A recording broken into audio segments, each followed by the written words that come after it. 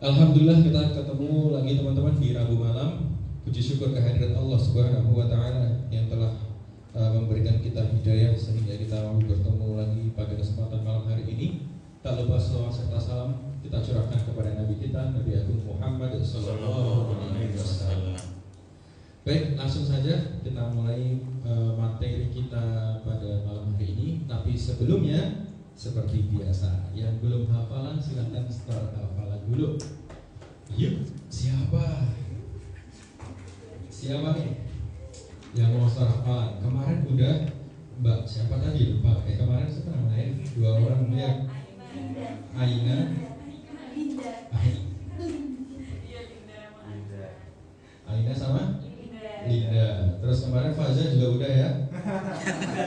Udah. Atau dianggap belum? Ada yang ngerasa nggak terima? Udah ya, udah. Terus yang belum nih, yang belum siapa lagi? Yang mau coba? Baru dua orang. Yang kemarin dua itu udah belum kan? Gimana Ustazah? Itu benar kan belum? Belum, oh belum. Belum, katanya belum. Lama. Tafadhali Abdullah. Kita Oke, sekarang siapa yang mau coba? Katanya kuntum khairu ummah. Wah, pasukan khairu ummah berarti ini ya, pasukan umat terbaik ini semua yang ada di sini. Oke, siapa yang mau coba? Tadi udah kan tadi ya? Saya dengar suaranya. Oh, siapa namanya? Wildan. Mas Wildan. Oke, hafal pertama ya. Bisa ya Mas Wildan ya? Insyaallah. Ali Imran ayat 110 dengan artinya. Artinya belum? Artinya belum, ya udah ayatnya doang dulu enggak apa-apa. Yuk, silakan.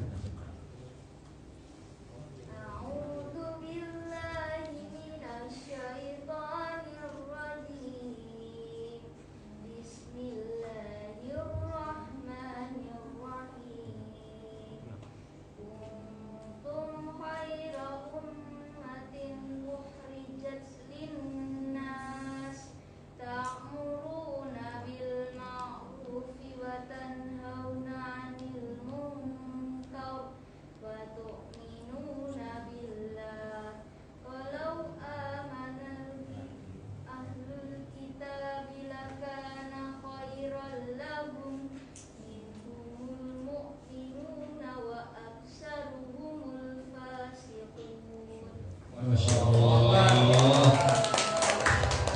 Keren. Artinya udah belum? Artinya belum. Oke, nggak apa-apa. Nanti dibaca-baca sendiri. Ayo, sekali lagi. Yang dari yang Ikhwan, ada yang bisa? Ikhwan. Faza? Oh iya. Mau coba lagi? Enggak ya. Tawaduk sekali Faza, Masya Allah. Nggak mau pamer, padahal harusnya bisa kan ya? Bisa kan ya? Ya, coba ya.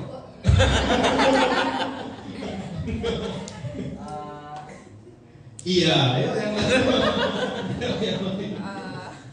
Coba yang mau coba. Ya Andi Yang mana Andi? Oh Andi. Andi tuh apa sih? Masya Allah. Ya. Oke, ada yang lain, ada yang mau coba? Yang Ahmad juga nggak apa-apa ya Ahmad. Berdua ya Bapak. Antum.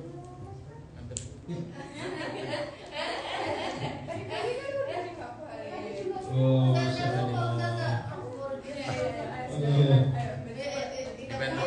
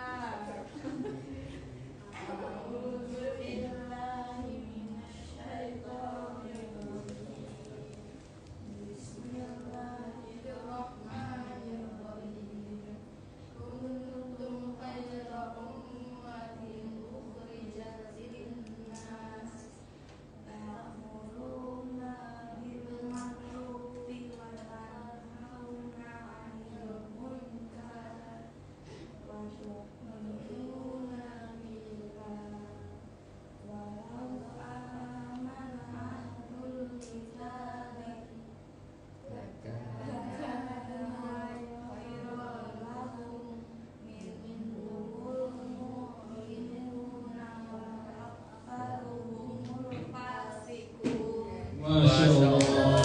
Takbir. Allah Akbar. Keren. Tuh bisa ya? Ya. Coba kalau disuruh satu-satu, pasti susah. Itu buktinya apa? Buktinya bahwa umat Islam itu kalau berjamaah itu pasti dimudahkan oleh Allah di setiap langkahnya.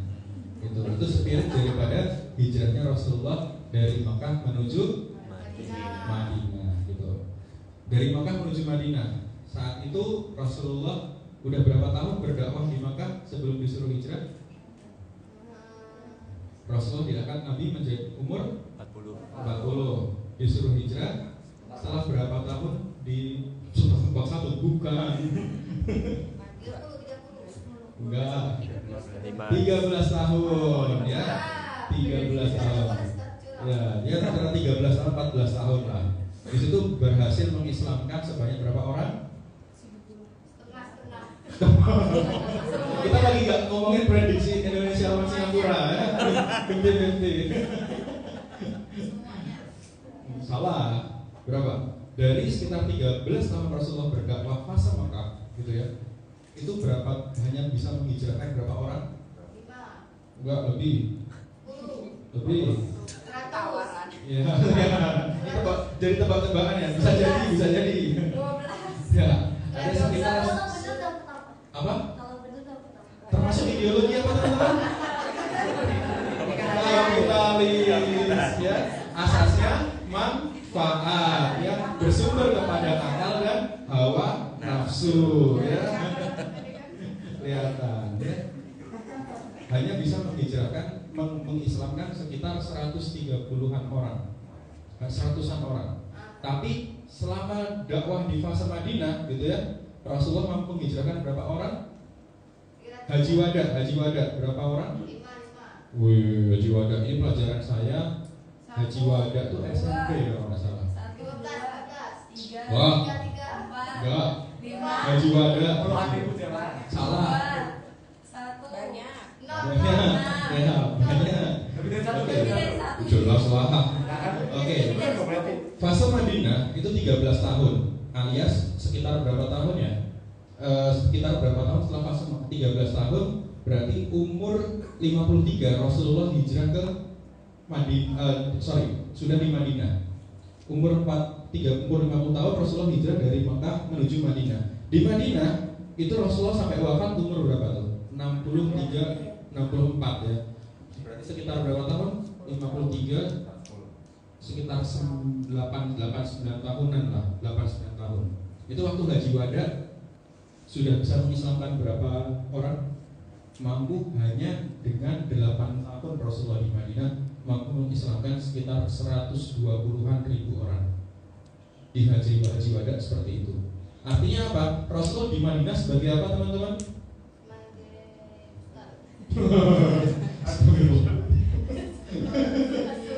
Rasul sebagai nabi, sebagai rasul, kemudian sebagai apa lagi? Salah. Untold story-nya adalah Rasulullah sebagai pemimpin sebuah negara di sana. Bukan khalifah namanya. Pemimpin sebuah negara di sana. Namanya negara Islam di sana. Negara Islam pertama kali berdiri ketika Rasulullah pertama kali hijrah. Artinya apa? Visi yang tinggi di dalam Rasulullah ketika sudah menjadi kepala negara, akhirnya mampu mengislamkan banyak orang dibanding berdakwah secara individu, bukan berdakwah secara kelompok. Kelompok inilah yang kemudian mampu menggerakkan orang-orang, mampu menghijrahkan orang-orang. Kelompok inilah yang kemudian wa'tasimu bihablillahi jami'an wa la tafarraqu. Berpegang teguhlah kalian kepada jamaah, berpegang teguhlah kalian kepada tali agama Allah, dan janganlah bercerai-berai. Kenapa kok sekarang umat Islam gampang tercerai-berai? Karena jauh daripada jamaah. Keterikatan umat Islam bukan kepada la ilaha illallah Muhammadur Rasulullah, tetapi kepada asas manfaat yang telah kaum kapitalis sekarang lakukan. Makanya sekarang asal ada manfaat, untung nggak, ada cuannya nggak gitu. Yang jadikan pokok poin pemikirannya adalah cuan atau enggak, bukan apa? Bukan ridhonya Allah Subhanahu wa taala. Kenapa itu bisa terjadi? Ideologi yang ada di otaknya bukan ideologi Islam. Nah, kemudian apa yang bisa menuntun kita kepada sebuah ideologi? Ideologi ada apa aja, teman-teman? Sosialisme. Keyakinan. Ideologi ada berapa? Ada 3 ya. Sosialis, terus Islam. Akidahnya sosialis apa?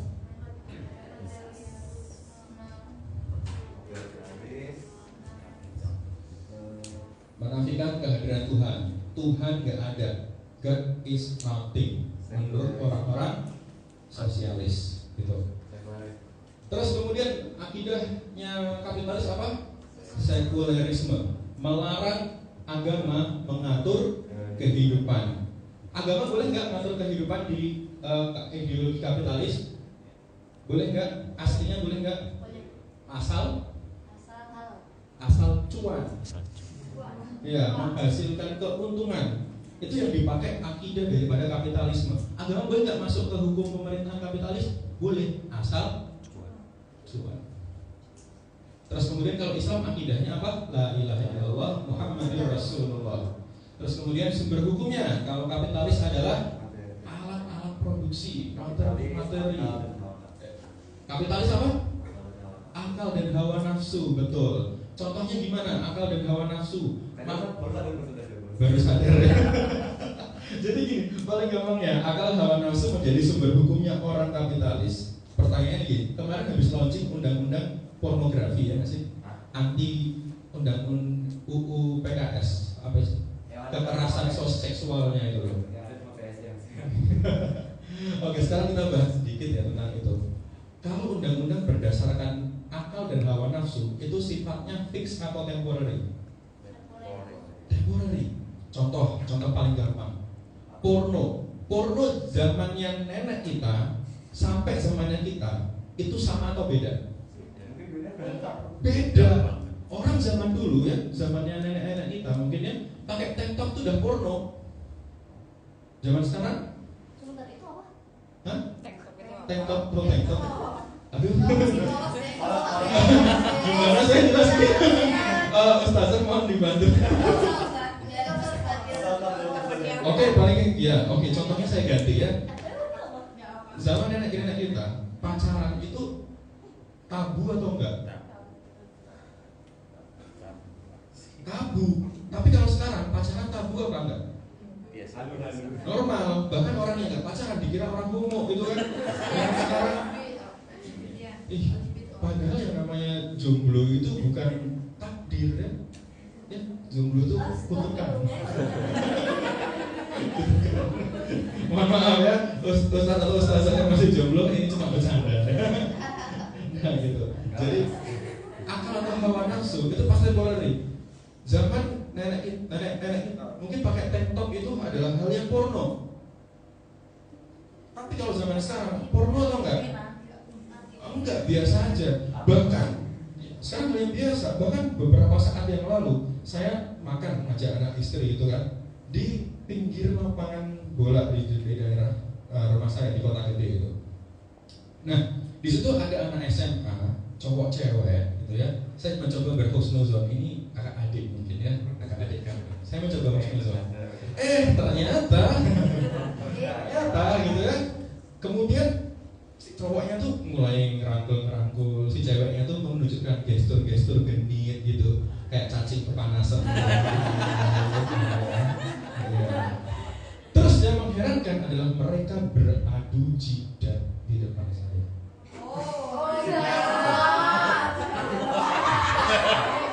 Ini di Islamic boarding house ya. Astagfirullah. Ya, kalau anda di luar silakan. Oh my god.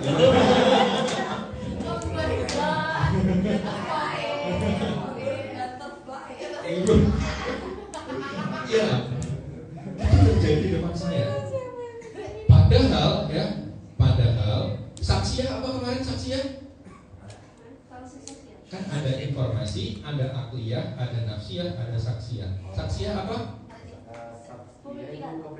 Kepribadian, gitu. Kepribadian tersusun daripada informasi, akliyah, dan saksiah. Nah, kalau seandainya ada orang adu jidat itu di depan saya, gitu ya?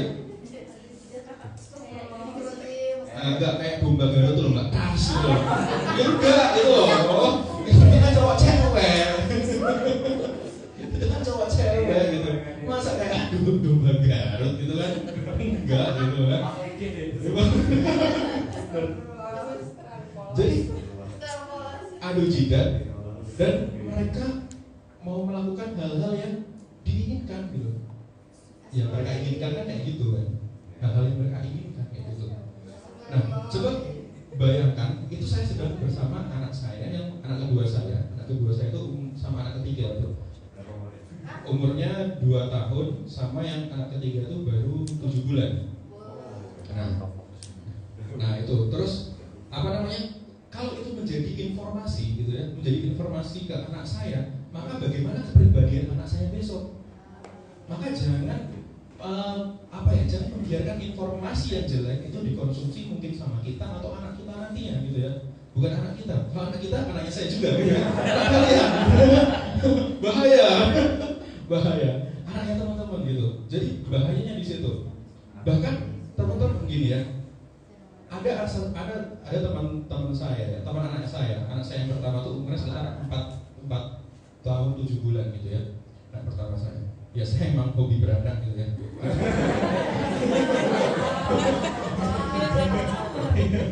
Ya, 4 tahun 7 bulan gitu. Itu sama teman sebayanya gitu. Nah, yang satu, yang anak saya, alhamdulillah juz 30 hafal. Yang satunya itu hafal jinglenya Cocomelon. Ya. Itu bisa terjadi karena apa? Gak mungkin magic gitu loh. Gak mungkin bim salabim gitu ya. Jadi gitu 30 juz bim salabim jadi Cocomelon. Enggak kayak gitu. Itu terjadi karena apa? Karena informasi apa yang diberikan oleh orang tuanya. Orang tuanya bisa ngasih informasi ke anaknya gara-gara orang tuanya memiliki apa? Ideologi. Ideologinya apa? Sumbernya apa? Akal dan hawa nafsu. Oh nangis. Cocomelon. Nggak selesai gitu loh. Nangis. Setelah apa? SpongeBob SquarePants. Nangis apa? Aduh, beda gitu. Jadi itu tergantung ideologi orang tuanya apa. Makanya ini penting, ideologi itu bukan hanya cuma buat kita sendiri aja, tapi buat lingkungan kita yang bisa ngerasain. Seorang guru yang memiliki ideologi Islam, maka itu guru idola buat siswa-siswanya biasanya. Karena guru itu ya teman-teman, guru, naboknya guru, mukulnya guru itu berkah buat siswanya. Antum tahu Sultan Muhammad Al-Fatih tahu? Tahu kenal? Kenal di mana?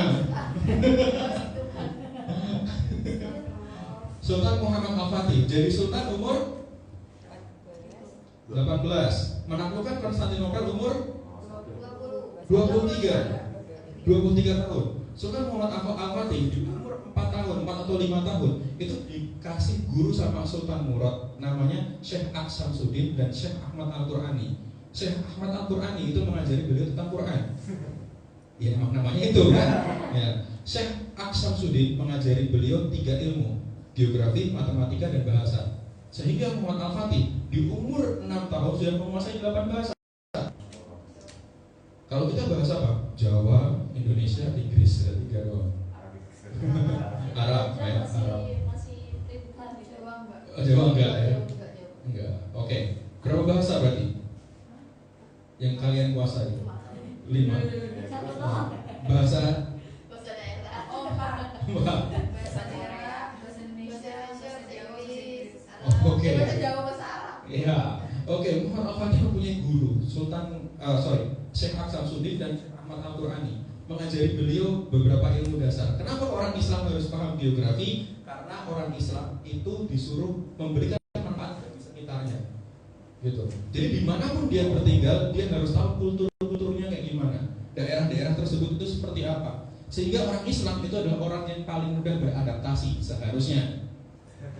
Ya, bagaimana ketika Maulana Malik Ibrahim datang pertama kali ke Indonesia atas perintah siapa? Sultan Muhammad I, kakek moyangnya Sultan Muhammad II alias Muhammad Al-Fatih. Jadi Wali Songo datang ke sini itu tuh bukan karena mau dagang, bukan, karena memang diutus oleh kesultanan. Sehingga muncul teori kedatangan Islam di Indonesia itu ada 3 teori. Teori Mekah, kemudian teori Gujarat, satu teori Cina. Yang paling benar adalah teori Makkah. Jadi memang diutusnya para dai yang berjumlah 9 orang itu karena perintah dari seorang sultan. Nah, sultannya kalau berideologi selain daripada Islam mustahil kayak gitu. Ngapain ngirim dai-dai ke orang yang beragama Hindu-Buddha, gak cuan gitu. Karena apa? Kemudian yang di-share adalah kebaikan-kebaikan bahwa di sana belum ada yang mendakwahi Islam, sehingga diutuslah Maulana Malik Ibrahim yang ahli pertanian. Pada saat itu Nusantara, Mojopahit lebih tepatnya sedang dilanda perang saudara, perang Paregreg, sehingga sawah, lahan itu rusak. Hingga akhirnya muncullah Maulana Malik Ibrahim memberikan solusi berupa pengairan irigasi yang sampai sekarang kita bisa nikmatin. Nah, itu peninggalannya dari Maulana Malik Ibrahim. Nah, itulah yang disumberkan kepada ideologi. Kemudian dari ideologi inilah mempengaruhi seorang terhadap visinya. Ya, kemarin sudah dibahas sama Ustaz Putra ya. Visi, udah belum? Udah. Visi, ada apa aja? Jangka pendek, terus jangka panjang, terus itu doang. Baru itu. Oke.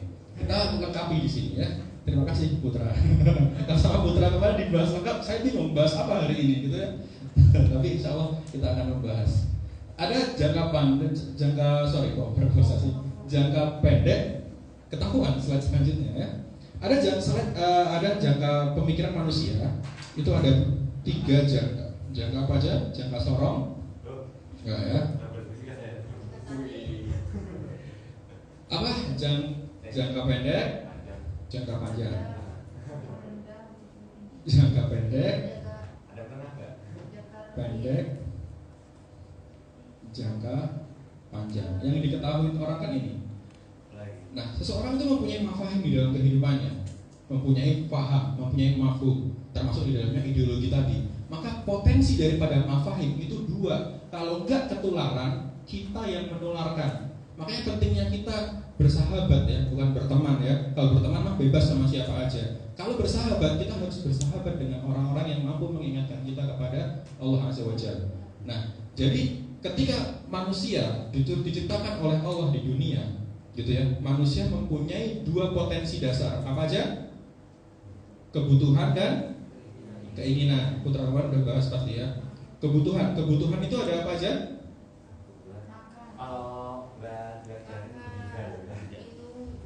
Kebutuhan itu makan. Hajatul udawiyah bahasanya, hajatul udawiyah. Itu apa aja? Ini kalau nggak dipenuhin kita bakal mati. Contohnya makan, minum, tidur, BAB, BAK. Nah, itu kalau nggak dipenuhi kita bakal mati. Sementara yang kedua apa? Naluri. Ya, naluri. Manusia itu kalau kita sering potensi dasarnya itu kan jasmani dan rohani. Sementara enggak, setelah kita telisik, potensi dasar manusia itu bukan rohani yang kedua, tapi naluri. Naluri itu apa aja? Naluri itu dalam bahasanya disebut dengan bahasa kitabnya disebut dengan goriza. Naluri, goriza. Goriza itu ada berapa? Ada 3. Goriza kalau tidak dipenuhi terjadi gelisah. Kalau hajatul udawiyah nggak dipenuhi mati. Kalau goriza itu nggak dipenuhi depresi, gelisah gitu. Goriza ada apa aja?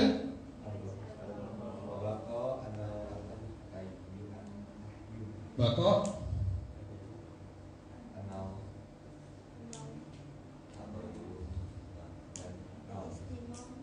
no. Oke.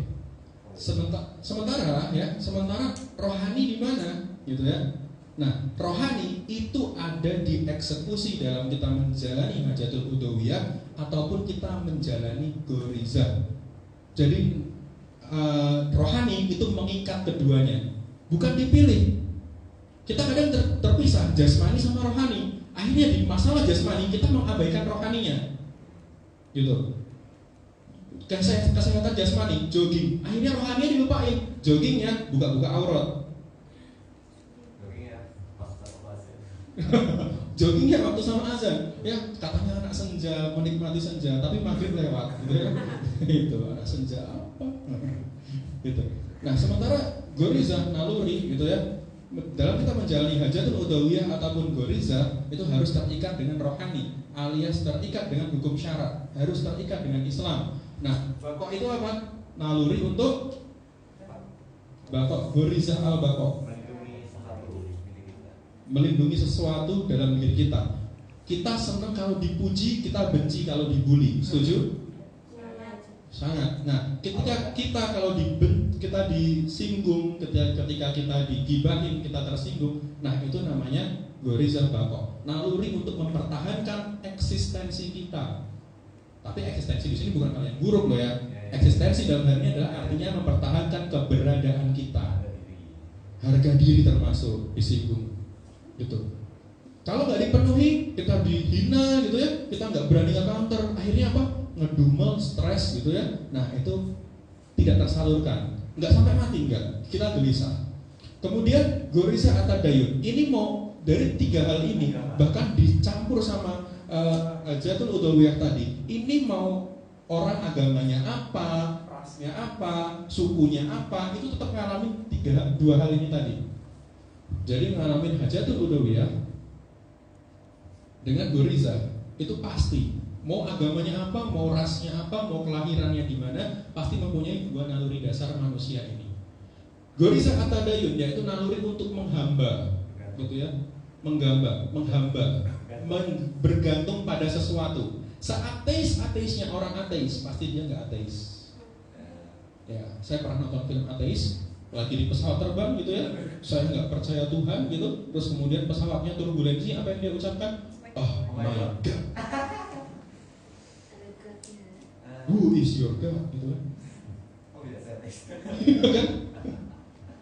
Itu akhirnya apa? Orang tuh paling enggak gini. Teman-teman pernah nonton film Pique nggak? Pernah? Iya, ya pernah nonton Fix Antum Tua. Yang pernah nonton, coba angkat tangan. Mesti ustadz atau ustazahnya yang nonton. Nah, ya, antum tua.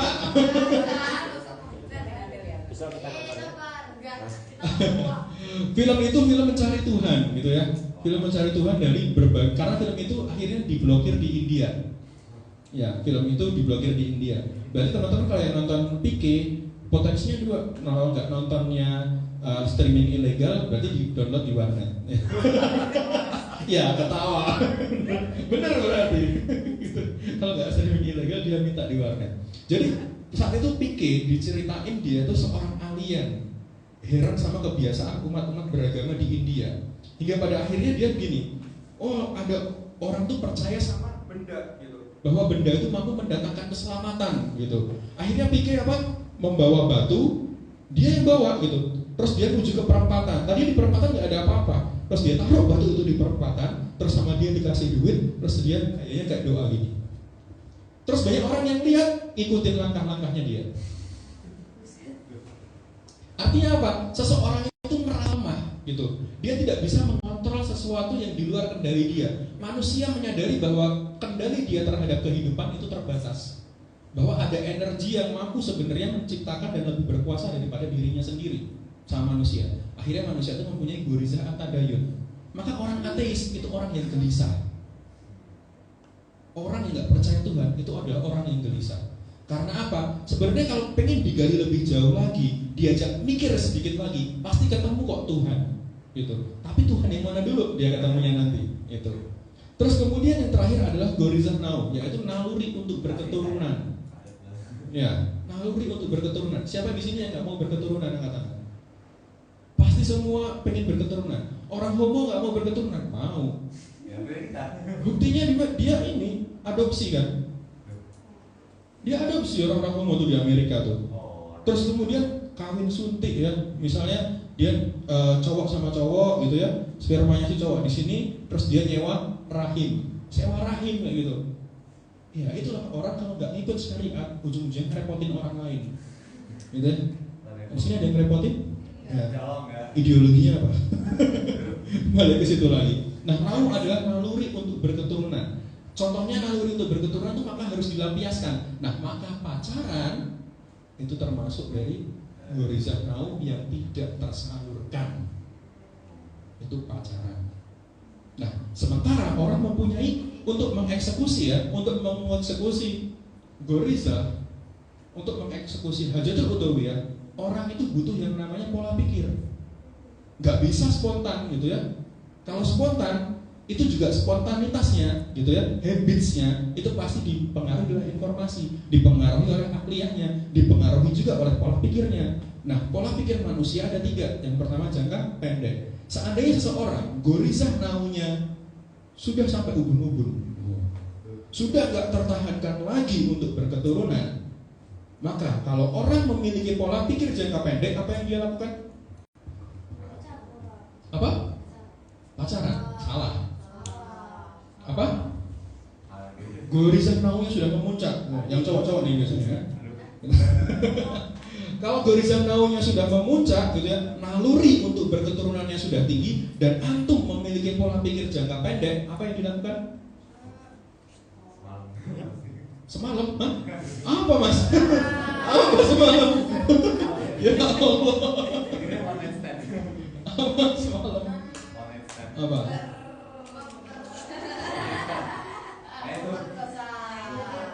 Ya. Pengen tahi. Gimana? Itu kalau orang memiliki pola pikir jangka pendek, bakal memperkosa. Kemudian yang kedua, pola pikir jangka apa? Jangka panjang. Nah, seseorang kalau gorizah naunya sudah sampai ubun-ubun, sudah memuncak, udah gelisah, pengen disalurkan, dan dia memiliki pola pikir jangka panjang, apa yang dia lakukan? Salah. Lamaran. Salah. Sebelum nikah lama. Pacaran. Kenapa kok pacaran? Pacaran itu bagi orang-orang yang memiliki pola pikir jangka panjang, ya pacaran ada komitmen. Apa komitmennya pacaran? Apa? Aku akan berjanji akan menikahimu 5 tahun lagi ya? Itu ya.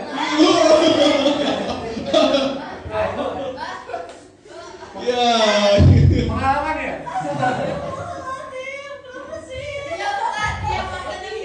Ya. Habits itu keluar berdasarkan informasi ya. Dia sudah sekolah di sekolah Islam, tapi informasi yang dia dapatkan itu lebih baik daripada yang Islam.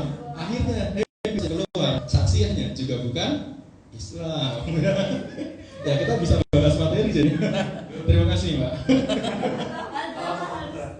Kenapa pacaran? Kenapa kok pacaran itu pola pikir jangka panjang gitu ya? Karena orang yang pacaran, terutama laki-laki, itu lebih cenderung senang pacaran daripada nikah. Kenapa? Karena dengan biaya yang relatif sedikit, dia sudah bisa merasakan seperti orang yang menikah. Siapa yang paling dirugiin dari pacaran, cowok atau cewek? Cewek. Cowok yang paling untung. Modal dikit gitu ya. Modal bensin, berapa sih bensin?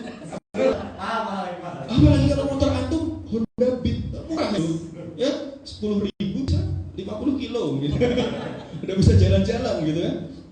Honda Beat, mau mahal sedikit Nmax gitu ya. Modalnya cuma itu doang gitu. Habis itu apa? Modal tiket nonton. Nonton berapa sih di Eksekuan? 35, 50 itu nggak modal ya. Kalau modal nonton yang premier ya. Berapa premier? 70, 75, 100 sekarang. Oh, pernah. Hah? Eksekuan berapa? 75, 100. 2 orang berapa? 150, 200 ribu lah.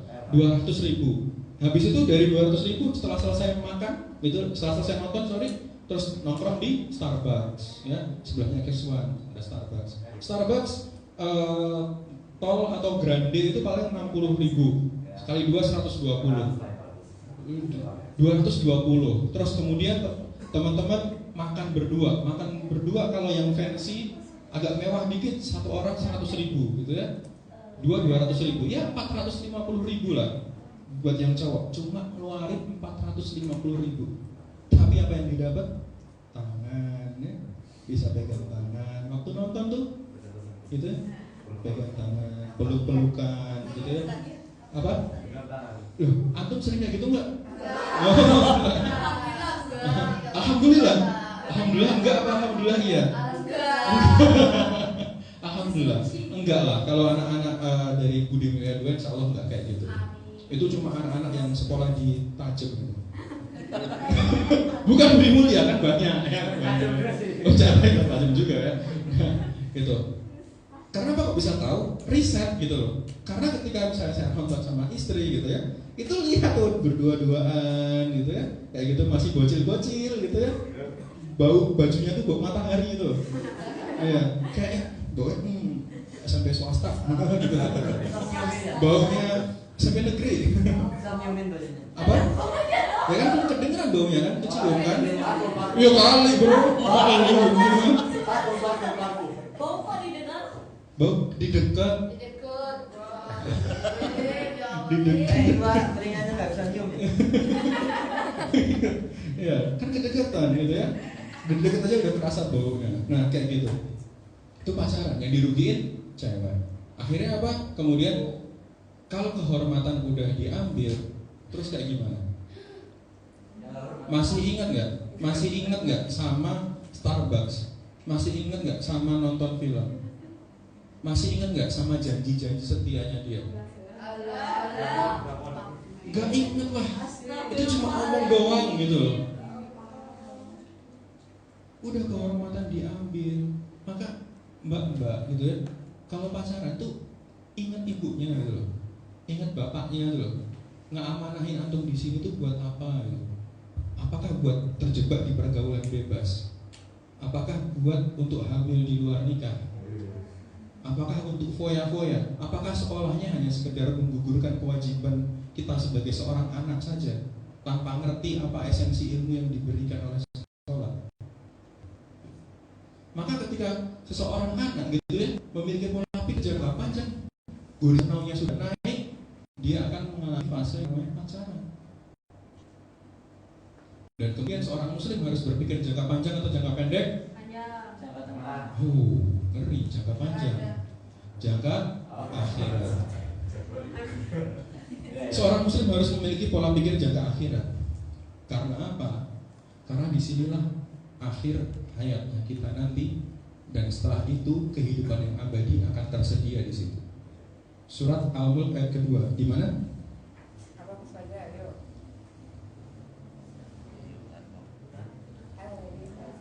Alladzi khalaqal mauta. Stop sampai situ aja. Artinya apa? Alladzi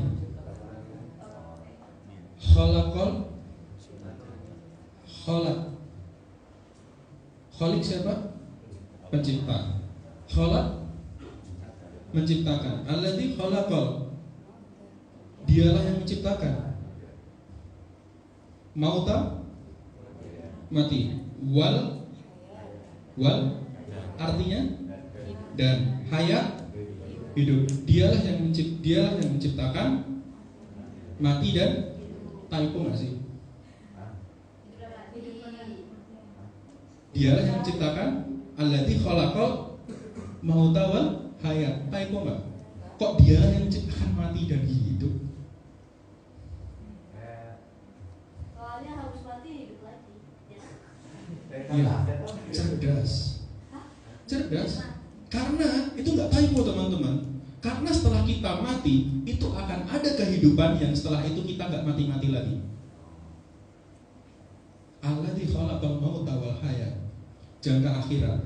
Maka kata Rasulullah, orang yang cerdas bukanlah orang yang belajar banyak ilmu, banyak pengetahuan, orang yang pandai hitung-hitungan. Enggak. Oh, kata Rasulullah, orang yang paling cerdas adalah orang yang selalu ingat mati dan mempersiapkan kematian itu.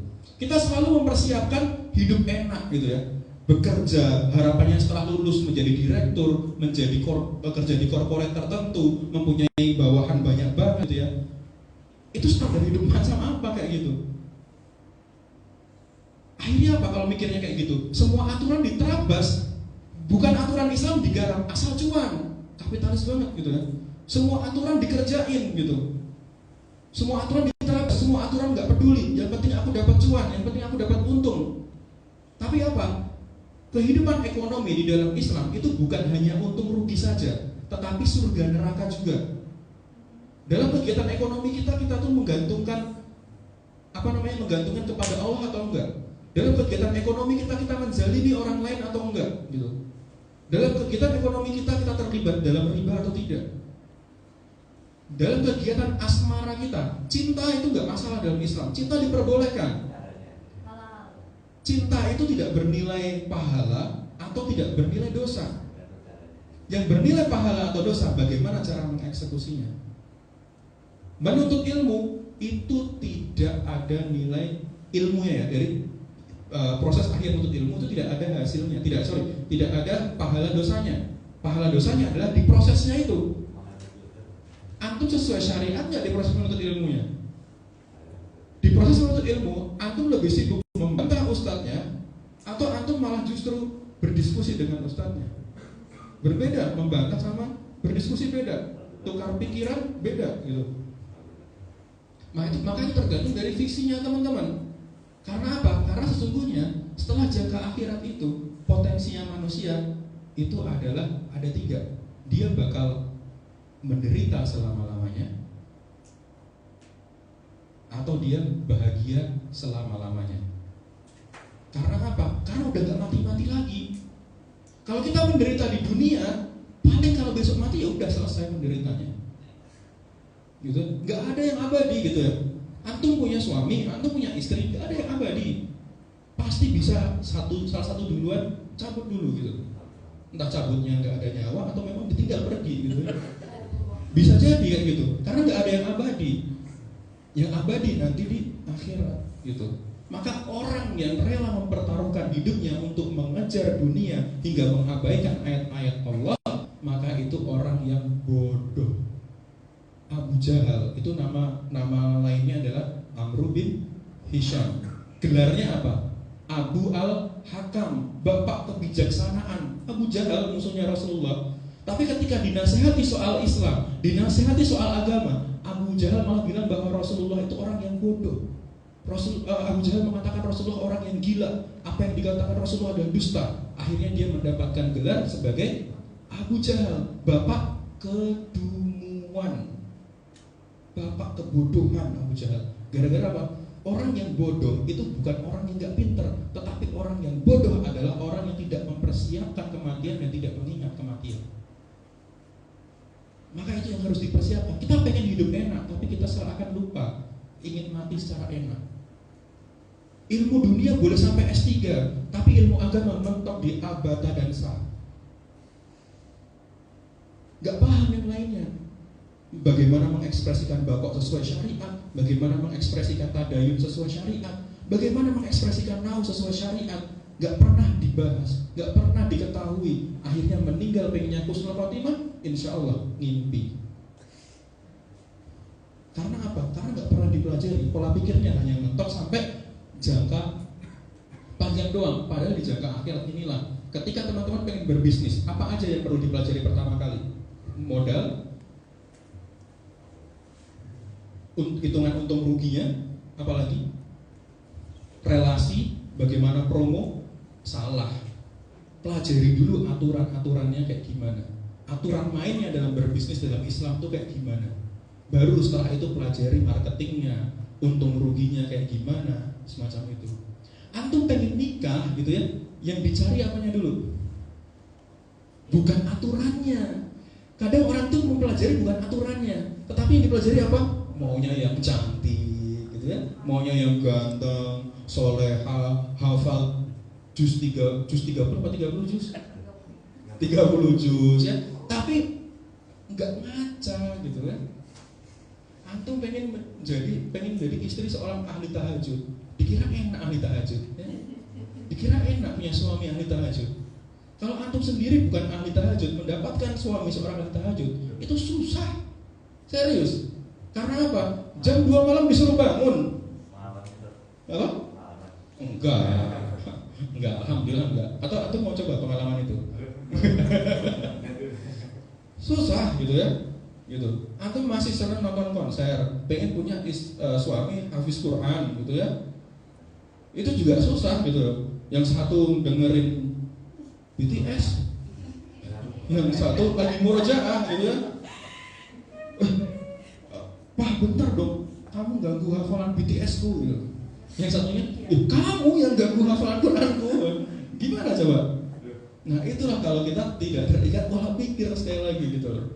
Apa? Karena apa yang kita konsumsi sehari-hari itu menentukan bagaimana kepribadian kita, bagaimana pola sikap kita.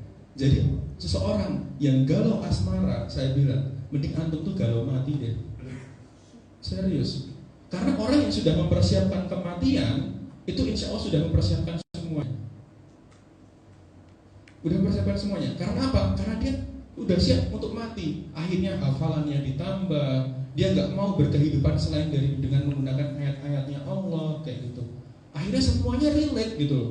Karena apa? Bisnis bakal dipertanggungjawabin. Memimpin keluarga bagi seorang suami bisa dipertanggungjawabin. Kita sebagai anak, bagaimana respon kita kepada orang tua itu juga akan dipertanggungjawabkan. Makanya kalau semua udah kita sadar bahwa semua akan dipertanggungjawabkan di hadapan Allah, maka akhiratnya kita, persiapan mati kita akan lebih serius. Maka orang yang bisa kelihatan gitu ya, kalau dikasih amanah, keleloran, dikasih kerjaan, kerjainnya nanti, dikasih PR sama ustadzahnya, udah berapa pekan nggak dihafal-hafalin gitu ya, ya udah tahu dia ingat mati apa enggak gitu ya, atau hanya sekedar ikut aja sebagai kewajiban. Maka kalau hanya sekedar ikut saja sebagai kewajiban, pola pikirnya bukan jangka pendek, bukan jangka akhirat, tapi jangka panjang. Karena apa? Sudah hadir di sini gitu ya. Yang penting ustazah, orang tua lega, udah gitu doang. Tapi nggak dapat tuh feel-nya karena dia nggak berpikiran jangka akhirat. Nah semua ini gitu ya teman-teman bisa teman-teman dapatkan ketika teman-teman bersungguh-sungguh dalam menuntut ilmu. Sekarang pola pikirnya udah diganti, bukan lagi jangka pendek, jangka panjang, maka diganti dengan jangka akhirat. Karena situasinya teman-teman di sini mendukung gitu ya. Seperti kisah saya tadi tentang Muhammad Al-Fatih. Dikasih dua guru, Syekh Aksamsuddin dan Syekh Ahmad Al-Qurani gitu ya. Menuntun visinya Muhammad Al-Fatih. Untuk apa? Selalu yang didengungkan kepada gurunya, kepada Muhammad Al-Fatih adalah visi untuk membebaskan Konstantinopel. 800 tahun sebelum Muhammad Al-Fatih menaklukkan Konstantinopel, Rasulullah sudah bersabda, "La tuftahanna Konstantiniyah wala ni'mal amiru amiruha wala ni'mal jaisu dzalikal jais." Konstantinopel itu akan ditaklukkan. Sebaik-baik pemimpin adalah pemimpinnya, sebaik pasukannya adalah pasukannya. Siapa yang gak pengen? Rasulullah berkata seperti itu. Wah aku nih semua rebutan pengen menaklukkan Konstantinopel. Itulah visi yang diberikan oleh para guru gitu loh. Jadi teman-teman di sini jangan ketika dengan ustadz atau ustazahnya jangan digampangin gitu loh. Atau di sekolah sama mister atau misisnya jangan digampangin. Jangan sering dibantah. Karena orang tua itu adalah orang tua kita di rumah gitu ya. Itu adalah orang tua biologis kita, ya. Tetapi guru, ustadz, ustazah, syekh itu adalah orang tua ideologis kita. Gitu. Itu adalah orang tua ideologis kita yang dimana segala perbuatannya, segala cara mengajarnya itu akan ditiru oleh kita. Gitu. Bagaimana Syekh Ahmad Al-Qurani, Syekh Aksamsuddin mendidik Muhammad Al-Fatih untuk menjadi orang yang besar? Karena Muhammad Al-Fatih sadar bahwa guru itu yang memang harus diturutin selagi memang tidak melenceng daripada syariat gitu. Apalagi kalau misalnya teman-teman di sini sudah mendapatkan guru yang insya Allah profesional sesuai dengan bidangnya gitu ya, maka pola pikir jangka akhirat dalam proses pendidikan harus teman-teman pahami gitu. Ketika guru sedang menyampaikan itu sebenarnya baik buat akhirat kita, maka kita harus bersabar dalam 3 hal dalam menuntut ilmu. Yang pertama adalah sabar terhadap waktu yang lama. Sabar dalam memahami materi. Kenapa kok kita nggak mudeng-mudeng gitu ya? Kemudian yang ketiga adalah sabar terhadap bagaimana cara ustadz atau ustazahnya dalam menyampaikan. Wah, nyampeinnya nggak asik, nyampeinnya nggak keren kayak gitu. Harus bersabar karena waktu nantinya akan menjawab bahwa ternyata ilmu itu sangat berguna sekali. Jangan cepat-cepat menghakimi gitu. Nah, dari seluruh perbuatan kita itu ditentukan oleh ideologi dan kemudian ditentukan oleh visi kehidupan kita. Pertanyaan selanjutnya, apa sih ideologi dan visi negara kita? Insya Allah akan kita bahas di pertemuan minggu depan. Assalamualaikum warahmatullahi wabarakatuh.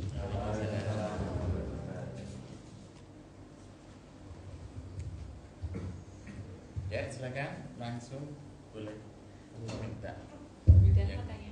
Ya, untuk penjelasan. Ya. Kok terus hilang jadi ini?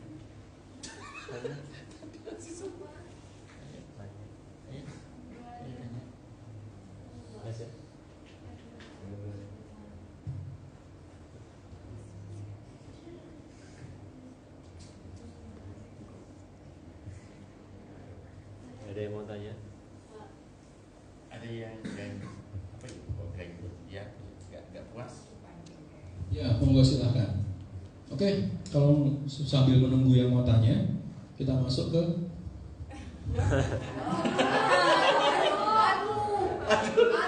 iya. Saya udah hafal kok, yang udah setoran siapa, ya berarti yang belum setoran besok dua. Ya. Alhamdulillah gitu ya. Gitu. Diajak pinter kok gak mau. Malah istighfar gitu ya. Ini gampang kok teman-teman, pasti ingat ayatnya. Hafal ya? Inna Allah la yughayyiru ma biqaumin.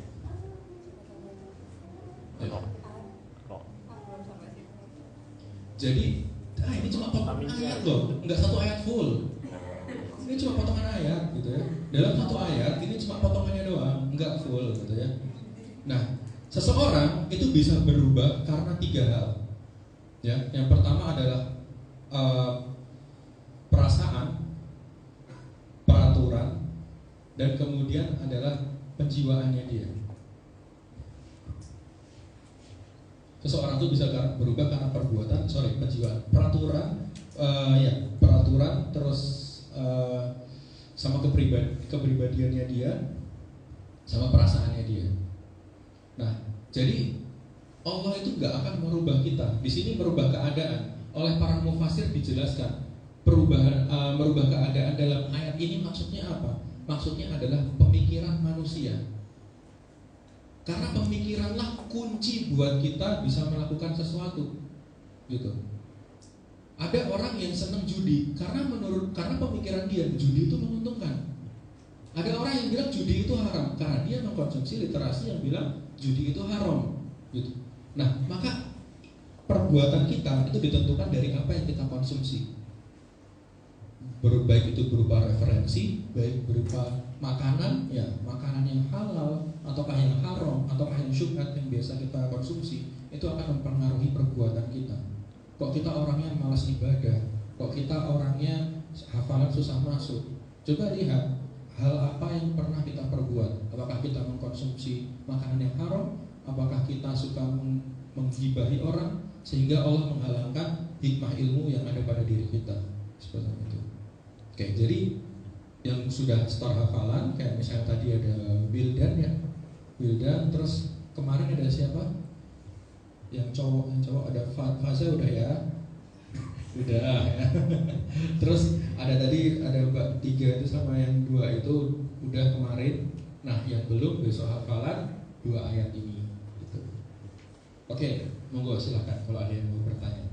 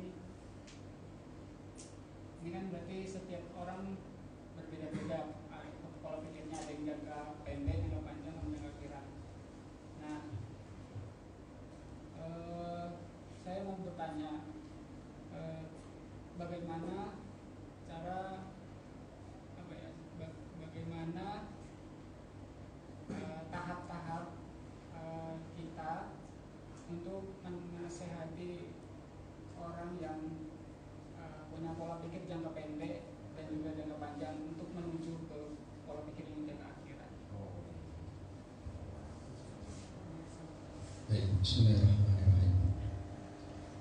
Kita lebih senang disuruh atau dicontohin? Kita lebih senang disuruh atau dicontohin? Ya. Kenapa kok anak itu jadi malas ya buat sholat? Itu karena mungkin orang tuanya yang nyuruh juga nggak sholat. Sholat gitu. Padahal dia nggak sholat gitu. Jadi itu yang bikin anak kenapa nggak sholat. Terus juga kenapa kok ada orang yang yang menganggap ya riba itu hal-hal aja gitu.